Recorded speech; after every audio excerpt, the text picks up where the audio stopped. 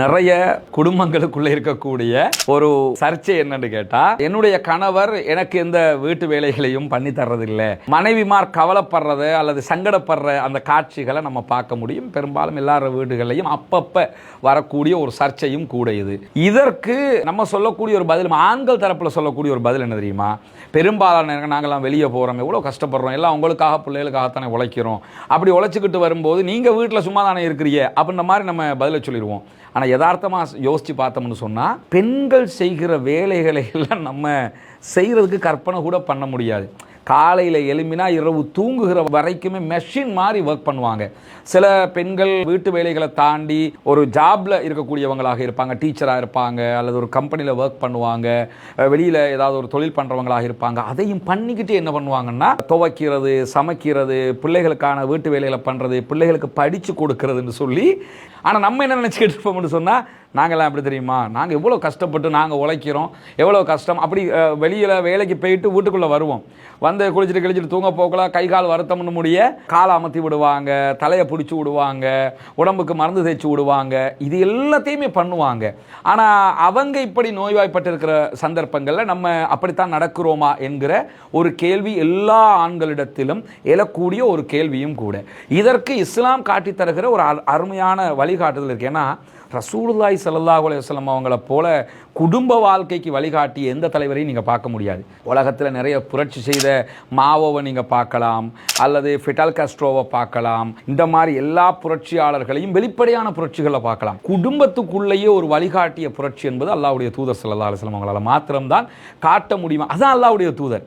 ஒரு தலைவராக, ஒரு குடும்ப தலைவனாக, ஒரு படை தளபதியாக எல்லா கட்டங்கள்லையும் அவங்க தன்னுடைய ரோலை வந்து அழகா பிளே பண்ணியிருக்கிறாங்க.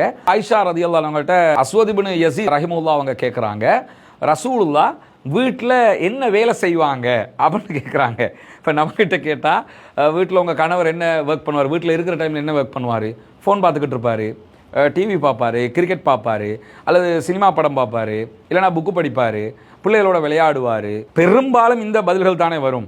ஒரு சில வீடுகளில் அந்த வேலை பண்ணுவார், இந்த வேலை பண்ணுவார்னு வரும். அல்லாஹ்வுடைய தூதர் ஸல்லல்லாஹு அலைஹி வஸல்லம் அவங்க வீட்டில் இருக்கல என்ன பண்ணுவாங்கன்னு கேட்கும்போது ஆயிஷா ரலியல்லாஹு அன்ஹா அழகான ஒரு செய்தியை சொல்கிறார்கள். வீட்டிலே இருக்கும்போது வீட்டு வேலைகளை அவர்கள் செய்து தருவார்கள். பாங்கு சப்தம் கேட்டுட்டுன்னு சொன்னால் ரசூலுல்லாஹ் உடனே எழும்பி பள்ளிக்கு தொழுகிறதுக்கு போயிடுவாங்கன்னு சஹீஹுல் புகாரில் வரக்கூடிய ஒரு நபிமொழி. அதே மாதிரி இன்னொரு சந்தர்ப்பத்தில் ரசூலுல்லாஹி ஸல்லல்லாஹு அலைஹி வஸல்லம் அவங்களை பற்றி ஆயிஷா ரலியல்லாஹு அன்ஹா சொல்லும்போது என்ன சொல்கிறாங்கன்னா, வீட்டில் எப்படியெல்லாம் இருப்பாங்க என்று சொன்னால், தன்னுடைய செருப்பு பிஞ்சிடுச்சுன்னு சொன்னால் அந்த செருப்பு ரசூலுல்லாவே உட்கார்ந்து தைப்பாங்க. ஏம்மா செருப்பை தைச்சு வச்சிரு அப்படின்னு சொல்ல மாட்டாங்க, ரசூலுல்லாஹ் தைப்பாங்க.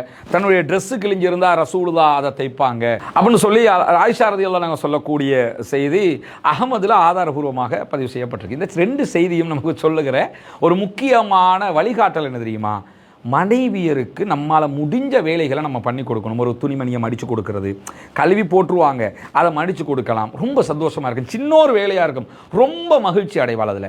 அதே மாதிரி ஒரு துணியை அயன் பண்ணி கொடுக்கறது, இங்கே மாமா அபாயாவத்தா இன்னைக்கு நான் அயன் பண்ணி தர்றேன், இந்த அயன் பண்ணி கொடுத்துட்டோம்னா அது மாதிரி ஒரு சந்தோஷம். அன்னைக்கு கின்னஸில் உலக சாதனை படித்த மாதிரி அவங்களுக்கு ஒரு சந்தோஷம். அதே மாதிரி ஒரு வேலை நமக்கு ஒரு வேலை நடக்கணும், அவங்களுக்கு ஒரு சின்ன வேலையை தான் நம்ம பண்ணி கொடுத்துருப்போம், ஆனால் அவங்க ஒரு பெரிய வேலையை அதுக்கு பகரமாக நமக்கு பண்ணி தருவாங்க. என்னன்னா, இதை எதிர்பார்க்க மாட்டாங்க. மனைவியர் பாவம், அவர்களுக்கு நீ என்ன வேலை பண்ணுற, நீ வீட்டில் சும்மா தானே இருக்கிறேங்கிற ஒற்றை வார்த்தையால் அவங்கள சிதைச்சிடாதீங்க. ஏன்னா அது அவங்களால தாங்க முடியாமல் போயிடும். காலையில் எழும்பியதுலேருந்து ஏற்கனவே நான் சொன்ன மாதிரி ஒரு மெஷின் மாதிரி அவர்களுடைய லைஃப் ஸ்டைல் இருக்கும். பெரும்பாலும் 99% பெண்களுடைய லைஃப் ஸ்டைல் இப்படி தான் இருக்கும். அப்படி இருக்கிற போது அவர்களை தாங்குகிற, அவர்களுக்கு முடியுமான வேலைகளை செய்து கொடுக்குற அந்த வேலையை கொஞ்சமாவது நம்ம பண்ணிட்டோம்னு சொன்னால், அதை ஒரு ஒலிம்பிக்கில் நம்ம கப்பெடுத்துக்கிட்டு வந்த மாதிரி அவங்க மகிழ்ச்சி அடைகிறத நம்ம பார்க்க முடியும். குடும்பங்கள் இன்பமாக அமைய, மனைவியருக்கு மத்தியில் அந்நியோன்யம் பெருக, ரொம்ப இணக்கமாகுவதற்கு இப்படியான சின்ன சின்ன காரியங்கள், ரசூலுல்லாஹ் ட்ரெஸ் தைச்ச மாதிரி, செருப்பு தைச்ச மாதிரி, ரசூலுல்லாஹ் வீட்டு வேலைகளை செஞ்ச மாதிரி நம்மளும் அவங்களுக்கு செஞ்சு கொடுக்குற போது அந்த மகிழ்ச்சிகள் வந்து குடும்பத்தை ரொம்ப இன்பமானதாக ஆக்கிவிடும். அதெல்லாம் செஞ்சோம்னு சொன்னால் லைஃப் இன்னும் பியூட்டியாக மாறிடும் என்பதற்காகத்தான் இஸ்லாம் இப்படியான வழிகாட்டுதல்களையும் நமக்கு தருகிறது.